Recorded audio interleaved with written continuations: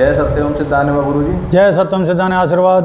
गुरुजी, एक भक्त का साधना को लेकर प्रश्न आया है, मैं पढ़ के सुनाता हूँ। त्रिकाल दृष्टा महायोगी जी को मेरा साष्टांग प्रणाम एवं चरण स्पर्श।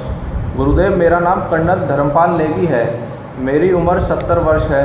मैं हिमाचल का रहने वाला हूँ। आर्मी में होने के कारण मेरी पहाड़ी क्षेत्रों पर भी पोस्टिंग रही।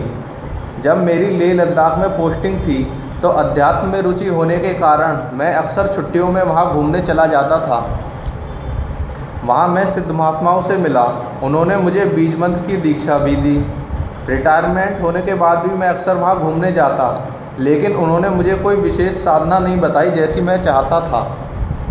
आज 70 वर्ष की आयु में आपकी वीडियो देखने का सौभाग्य मिला।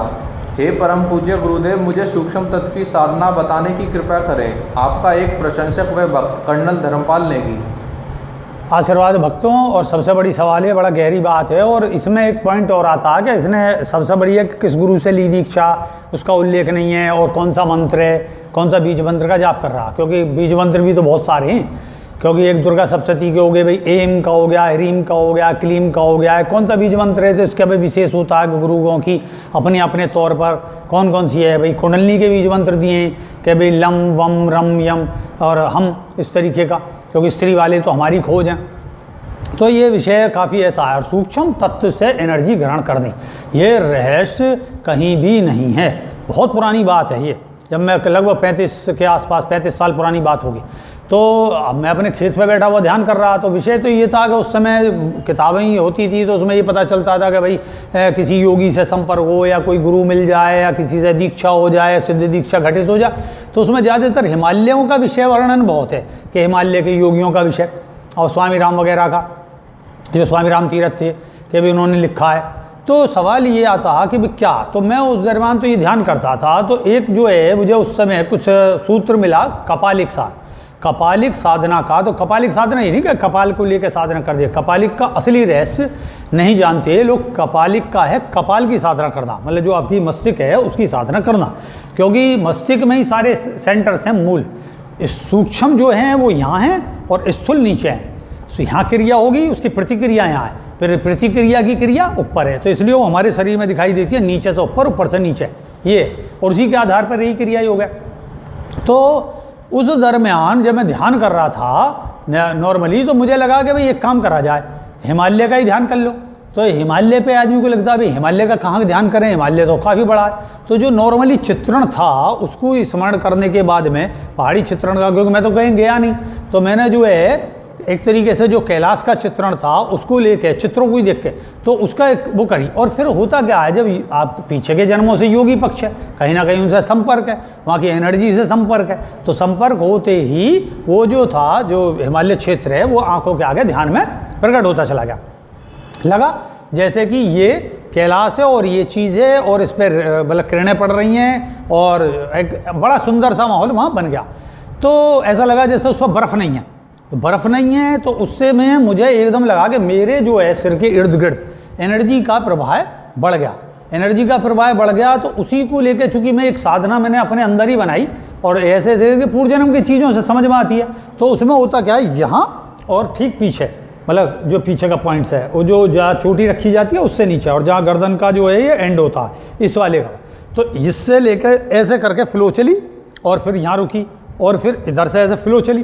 तो ऐसा लग रहा है जैसे कोई फ्लो ऐसे चल रही है, मतलब जैसे रही चल रही है, मतलब ये चलती थी तो दूसरी साइड ऐसे करके, जैसे दो चीज़ होती हैं, ये होगी ना ऐसे, इस तरीके से, तो ये ऐसे, ये मतलब कभी ये कभी ये, तो इसको वैसे वर्णन नहीं किया जा सकता हो। तो बस इस तरीके से कोणों को देखोगे तो इस तरीके से चलेगी वो चीज़ें, एनर्जी यहाँ से यहाँ और इधर से इधर, तो ये चल रही। फिर वो उससे ऐसा लगा जैसे मस्तिष्क शून्य हो रहा, मस्तिष्क शून्यता को प्राप्त हो रहा, और फिर शून्यता को प्राप्त हो गया। उस दिन मैं जो है फिर ध्यान करते करते, ध्यान में ही मैंने ऐसा देखा कि जैसे वो तंद्रा उपस्थित होती है, उसे बोलते हैं योग निंद्रा। योग निंद्रा में आपको भारी भान पता नहीं चल जाएगा। मैं खटोले में बैठा, पीछे बेड बिस्तरा लग रहा, अपना जो कुआं था बिजली का जो वैसा होता है ट्यूबवेल, खुले हुए गेट है, रात का टाइम है, पानी का दिन थे, उन्हें पानी लगाने वाले, हल्का मौसम। तो मैंने जो है उसमें फिर वहाँ पे क्या देखा कि जैसे मैं किसी ऐसी जगह पे हूँ जो बहुत प्राचीन जगह है, और मठ की जगह है, और वहाँ कोई नहीं है, और कोई और भी लोग घूम रहे वहाँ पे, एक दो जने। तो उनको देखते हुए मैंने कहा, एकदम मुझे ऐसा लगा जैसे बहुत सारी कुछ एनर्जी सी इकट्ठी हो रही है और ऐसा लग रहा है जैसे यहाँ कुछ एनर्जी आएगी। तो मैंने उनसे कहा भाग लो भाई यहाँ से, यहाँ तो कोई एनर्जी है, बहुत तीव्र एनर्जी है जो आप पे झिलेगी नहीं, तो भाग चलो। तो जब भागने लगे ऐसे भागम दौड़म सी शुरू हुई वहाँ, तो एकदम ऐसा लगा जैसे सूक्ष्म मंडल से जैसे 11वें कपड़े के साधु जो है वो एकदम प्रकट से होते चले आए। और मुझे तो ये था कि भाई भागम भाग। तो पीछे से आके उन्होंने आगे बढ़ के आगे खड़े हो गए, जगह जगह से करके घेर लिया। लगभग 4-5 साधु के करीब थे, योगी थे, और जैसे अब हम घुटे मंडित हैं ऐसी मंडित वाले चीज़ों को लेके। तो वो सब जैसी अवतरित से हुए वो सारे के सारे योगी, तो उन्होंने जैसे चारों तरफ से खड़े होकर घेरा। घेरने के उपरांत में उन्होंने कहा कि भाई आप जो है क्या पूछना चाहते हो, किस लिए आह्वान करा हमारा, जब तुमने सूक्ष्म आह्वान करा है तो हम आए, अब हमसे कुछ चर्चा करो क्या प्रश्न है। तो चूंकि वह भगदड़ और वो सारी सिचुएशन को लेके सवाल ही समझ में नहीं आया कि भाई क्या पूछें इनसे, तो एक अजीब सी सिचुएशंस हो गई। तो मैंने फिर भी मैंने कहा कि आप सूक्ष्म तत्वों को जानते हो? बोले हाँ, सूक्ष्म तत्व में ही तो हैं हम। तो बोले सूक्ष्म तत्व में हो तो मुझे सूक्ष्म तत्व की साधना बनाओ। तो बोले तुम्हें जो है सूक्ष्म में वायु पीनी आती है? हैं?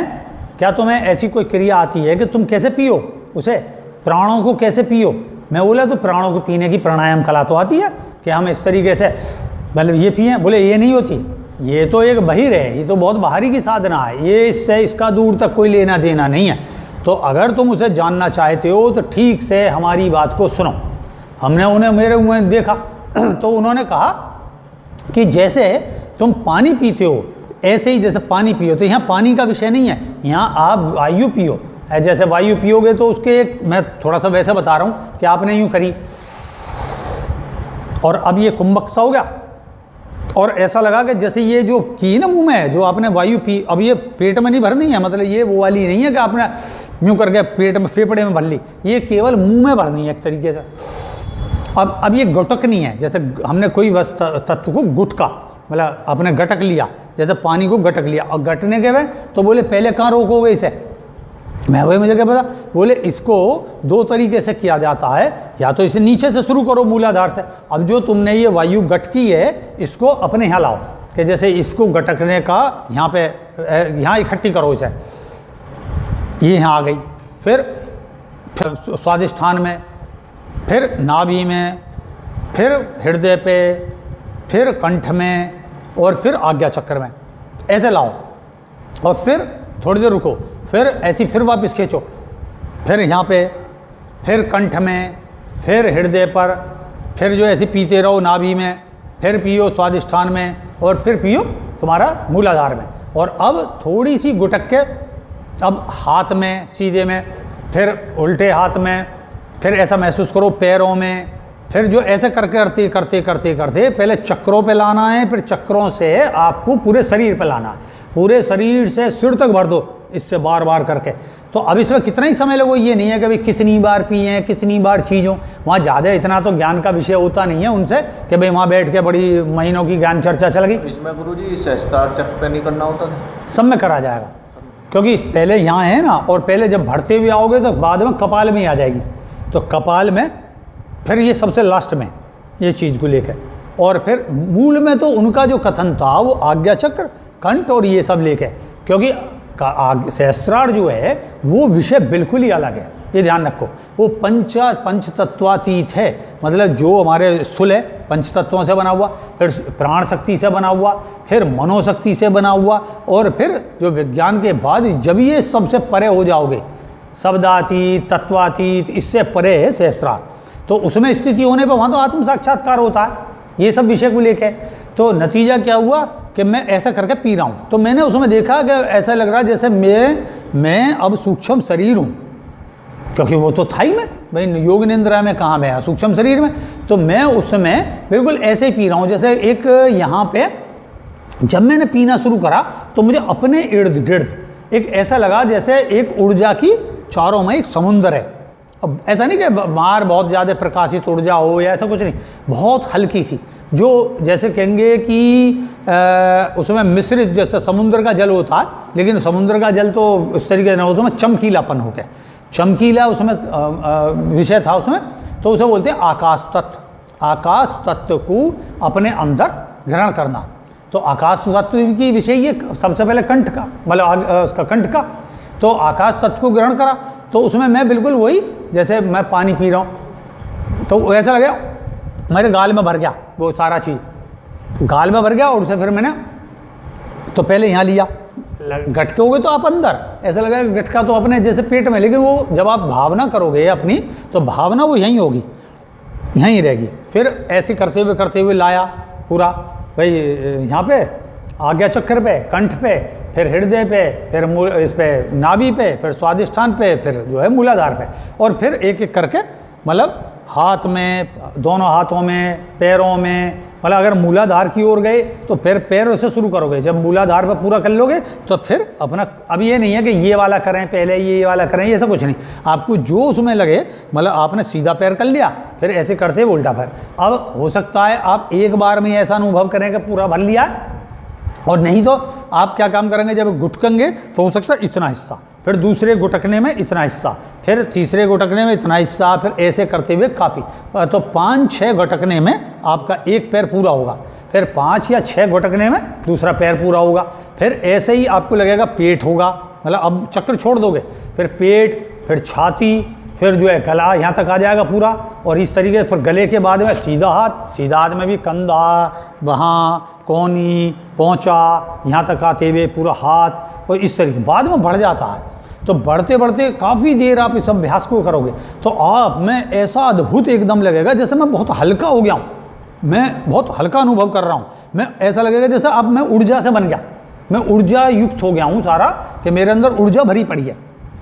इसका परिणाम बहुत है, लेकिन ज़्यादा मूलाधार पे इकट्ठा करोगे तो आपके अंदर भोग की वृत्ति बढ़ेगी, क्योंकि सूक्ष्म तत्व में भी भोग है, योग भी है तो वहाँ भोग भी है, तो फिर आपके अंदर वो मात्रा बढ़ेगी, क्योंकि ज़्यादा यहाँ मूलाधार पे इकट्ठी कर लिया आपने ऊर्जा, तो वो ऊपर चढ़ने की जगह बाहर भी भगेगी, क्योंकि क्रिया है, प्रतिक्रिया है, तो बाहर भी जाएगी। इसलिए तो आपको लगेगा कि ऐसे आप ध्यान कर रहे हो और आपको लगेगा आपके लिंग में तनाव आ गया, समझे, आपको ऐसा लगा जैसे लिंग तनाव हो गया, तनाव युक्त हो गया, जैसे खड़ा हो गया, और वैसे वहाँ कुछ नहीं अनुभव होगा। और बाद में जब आप सोओगे तो आपको पता चला कि बिना कोई आपने स्वप्न देखे हुए, बिना कोई भोग का सपना देखे हुए कोई चीज़ है, और आपको देखा आपके लिंग में तनाव है, तो ये है उसमें। और होगा कुछ नहीं कि भाई आप डिस्चार्ज हो गए या कोई परेशानी होगी, कुछ नहीं, बस केवल क्योंकि उससे क्या है, वो कुंडलनी जागती है, वो लिंग का तनाव का अर्थ है कुंडलनी जागृत होना, जो यहाँ का विषय है वो ऊपर उठती है, और ऊपर उठेगी तो जो उसकी बहिरेंद्रिय है वो भी उठेगी, ये समझे।